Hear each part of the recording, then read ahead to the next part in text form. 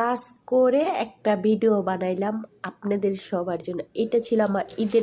আসসালামু আলাইকুম কলিজার ভাই ও বোনেরা, কেমন আছেন? সবাইকে দেশ ও দেশের বাইরে সবাইকে জানাই জুম্মা মোবারক। সবার ছুটি আছে, আমাদের ছুটি নেই। আমাদের ঈদের দিনও ডিউটি চালাইয়া যেতে হয়। তারপরও সবার মাঝে আমি সুন্দরভাবে থাকতে চাই, কাটাতে চাই। আমরা মৃত্যুর পরে একমাত্র দোয়া ছাড়া দুনিয়ায় কিছু নিতে পারবো না। এই যে বাড়ি ঘর টাকা পয়সা সাথে আমরা কিচ্ছু লগে করে নিয়ে যাইতে পারবো না। কেন পারবো না জানেন? কারণ আমরা আইসি সাদা কাপ মানে আইসি ওই নিষ্পাপ হইয়া, কিন্তু যেতে পারবো না নিষ্পাপ হইয়া। তাহলে আমাদের ভিতরে এত অহংকার কিসের? ঠিক আছে, অহংকার মানুষকে ধ্বংস করে দেয়।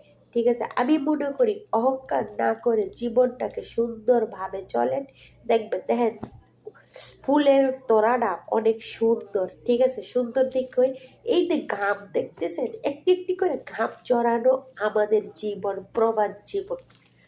এই প্রবাসে কষ্ট ছাড়া কিছু না। যেমন দেখেন, আমরা যখন ছোট ছিলাম আমাদের গোসলটা অন্যের মানুষের হাতে করাইছে, অন্যের মানুষ আমাদেরকে করাইছে, এবং আমরা মৃত্যুর পরও আমাদের শেষ গোসলটা অন্য মানুষই করাবে। তাহলে এত অহংকার কিসের? আর কি কারণে? সত্যি অহংকার মানুষকে ধ্বংস করে দেয়। আর মানুষের কিছু কিছু সময় 1 টাকা থাকলে মনে করে কি মানুষের ভিতরে কোনো মূল্যহীন দেয় না, কিন্তু এটা ভুল। ঠিক আছে, টাকা মানুষকে ভালোবাসা আইডিয়া দেয় না, টাকা দিয়ে মানুষকে কখনো ভালোবাসা মূল্য দেয় না। ভালোবাসা দিতে হলে একটা মন লাগে, ছোট্ট একটা মন, যেখানে মনের কাছে যদি আপনার মনটা যদি ঠিক থাকে, আপনি যে কোনো কাজ করবেন সে কোনো কাজে বিপদ আসবো না। আর আপনি যদি পরের মাইরা পরের অধিকারটাকে নষ্ট করতে চেষ্টা করেন, তাহলে কি হবে? সেটা আপনাকে আল্লাহ আস্তে আস্তে বরবাদ কইরা দিব। কখনো সেখানে সুখ পাইবেন না। ঠিক আছে, আর সুখ হইছে আল্লাহ দান জিনিস। আল্লাহ সুখ দেয় সবাই জন্য না। ঠিক আছে, আল্লাহ সুখ জিনিসটা বহুত কঠিন। টাকা পয়সা দিয়ে লক্ষ টাকা ইনকাম করলো, সেখানে আপনার ভালোবাসা পাইবেন না। কেন ভালোবাসা পাইতেন না জানেন? কারণ টাকার বিনিময়ে কখনো ভালোবাসা হয় না।